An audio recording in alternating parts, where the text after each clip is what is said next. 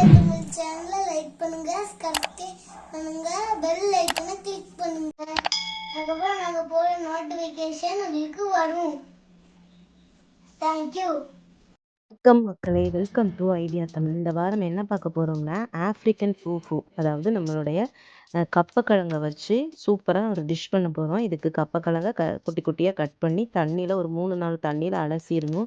இந்த ஒயிட் மாவு மாதிரிலாம் போகிற அளவுக்கு அதை வந்து நல்லா வாஷ் பண்ணிவிட்டு மிக்ஸி ஜாருக்கு மாற்றி நல்லா கிரைண்ட் பண்ணி நல்ல ஒரு கனமான கடாயில் இதை என்ன செய்யணும்னா தண்ணி சேர்க்காம அரைக்கணும்.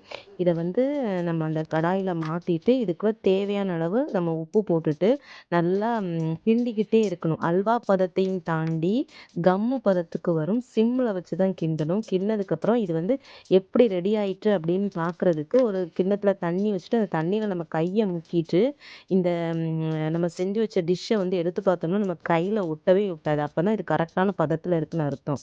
இது செஞ்சதுக்கப்புறம் இது வந்து ரெடி ஆகிட்டு இந்த ஆப்ரிக்கன் ஃபூஃபு, இது வந்து ஆப்ரிக்காவுடைய மெயின் டிஷ்ஷே இதுதான். செம டேஸ்டியாக இருக்குது. இது கூட மட்டன் குழம்போ சிக்கன் குழம்போ ஊற்றி சாப்பிட்டோம்னா அவ்வளோ அல்டிமேட் டேஸ்ட்டில் இருக்குது. நீங்களும் ட்ரை பண்ணி பாருங்கள். நான் ட்ரை பண்ணி பார்த்தேன், செமையாக இருந்தது. Thank you for